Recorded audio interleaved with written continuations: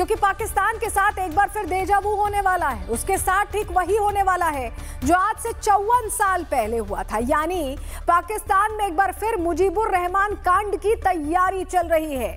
26 मार्च 1971 को पूर्वी पाकिस्तान में शेख मुजीबुर रहमान ने आजादी का ऐलान किया था और उसी के बाद बांग्लादेश का गठन हुआ था।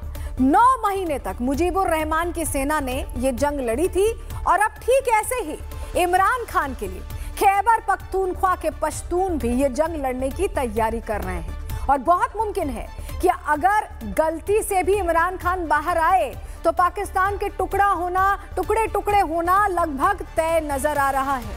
क्यों हम ऐसा कह रहे हैं, इस पर पूरी डिटेल आपको आगे देने वाले हैं, क्योंकि हालात तो यही कहानी दोहराते दिखाई दे रहे हैं। और इसके पीछे की कहानी है ये 2 तस्वीरें आपको हम जो दिखा रहे हैं, जहां एक तरफ पाकिस्तान में आप देखिए यहां पर बगावत चल रही है। रावलपिंडी की अदियाला जेल के बाहर बीते 2 दिनों से हलचल तेज है, तो वहीं इमरान खान की दोनों बहनें इस बात का आरोप लगा रही हैं कि इमरान खान की जिंदगी खतरे में है। ये 2 तस्वीरें पूरी कहानी बयां करती हैं कि कैसे पाकिस्तान में सब कुछ बदलता दिखाई दे रहा है।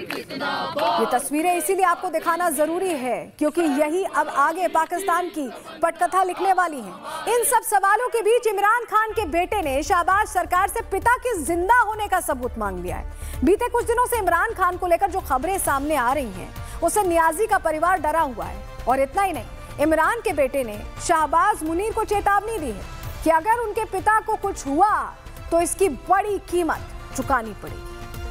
इमरान खान के बेटे कासिम खान ने सोशल मीडिया पर जो पोस्ट किया है उससे उनका दर्द और गुस्सा दोनों साफ तौर पर झलक रहा है। चलिए ग्राफिक्स के जरिए आपको दिखाते हैं कि इमरान खान के बेटे ने क्या आरोप लगाए हैं।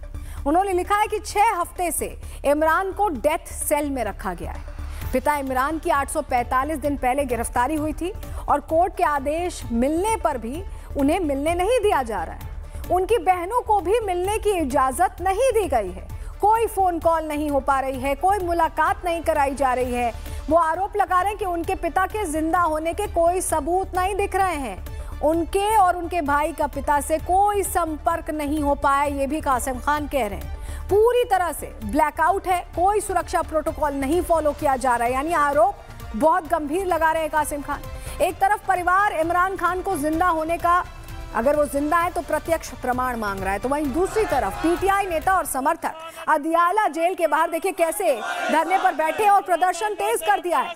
इमरान की मौत की अफवाह से जेल के लगातार पार्टी कार्यकर्ताओं की जेल के बाहर हलचल तेज की जा रही है, नारेबाजी चल रही है और इमरान से मुलाकात की मांग ने जोर पकड़ा हुआ है। तस्वीर देखिए,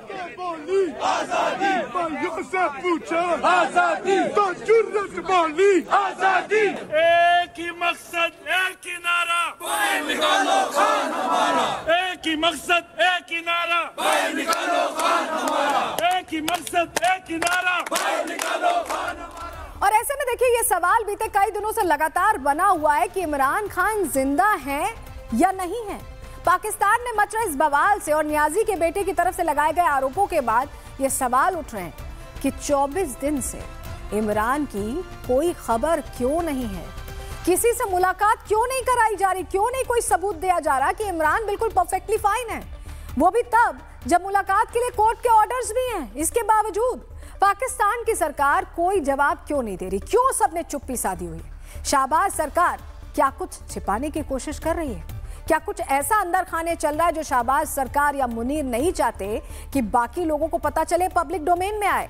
इन सब के बीच इमरान खान की बहन अलीमा खान ने सीधी धमकी दे दी है। उनका कहना है कि अगर इमरान खान का बाल भी बाका हुआ तो फिर समझ लीजिए कुछ नहीं बचेगा। किसने कहा ये बात? इनको शर्म नहीं आती है कि इस किस्म की बात कर रहे हैं? याद रखेंगे जो बोल रहे हैं, इमरान खान के बाल को भी इन्होंने नुकसान पहुंचाया। मैं आपको ये बता दूं, सिर्फ पाकिस्तानियों से बाहर निकल के पूछ लें, इनमें से कोई नहीं बचेगा।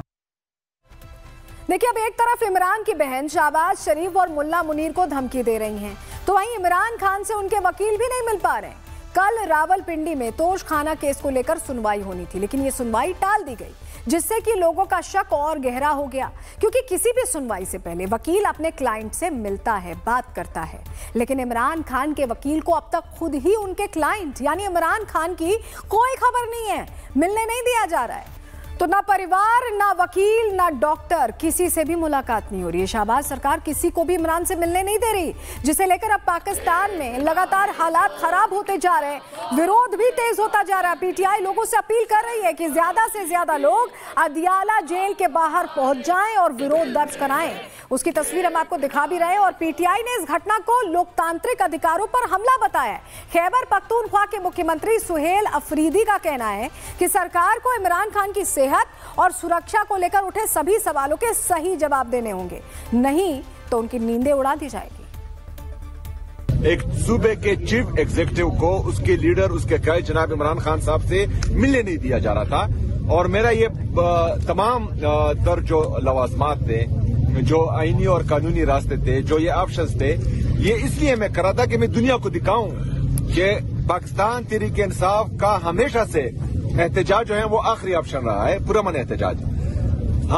हमें दीवार से लगाया जाता है, उसके बाद हम ऑप्शन इस्तेमाल करते हैं। और ये जो है आप इसको नॉर्मल ना समझें, इसका प्रेशर जो है इन पर है और ये इसका अंदाजा हमें है।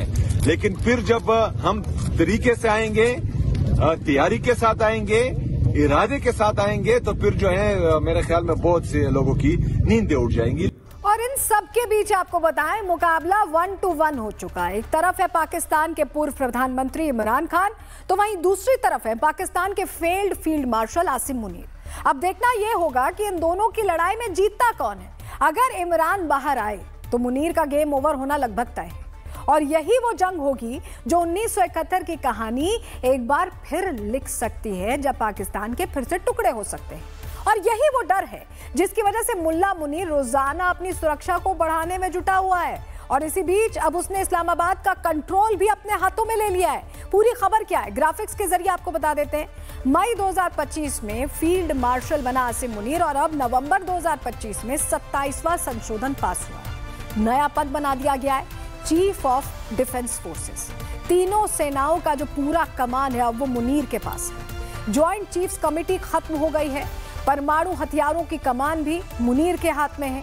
170 न्यूक्लियर बमों पर अकेला कंट्रोल मुनीर का, न्यूक्लियर बटन अब मुनीर के हाथ में है। 27 नवंबर 2025 से 2030 तक 5 साल का कार्यकाल चीफ ऑफ डिफेंस फोर्सेस की तरफ से मुनीर संभालने वाला है। आजीवन अदालती मुकदमों से इसको छूट रहेगी। सिविलियन सरकार का सैन्य पर जो नियंत्रण है वो खत्म हो जाएगा, और इमरान खान और पीटीआई पर क्रैकडाउन इसका जारी रहने वाला है। ट्रंप से जो निजी मुलाकातें हैं, वैश्विक समर्थन है, वो बढ़ा है। और ऐसे में पाकिस्तान में अब शहबाज नहीं, पूरा कंट्रोल मुनीर के हाथ में। पाकिस्तान में इस जंग के 3 मोर्चे खुल चुके हैं। एक तरफ है इमरान खान, जो बस इस इंतजार में है कि कैसे भी बाहर आए तो वहीं मुल्ला मुनीर पर सीधा हमला बोला जाए। दूसरी तरफ मुल्ला मुनीर इमरान को निपटाने की कोशिश के बाद शहबाज को निपटाने की रिहर्सल कर रहा है।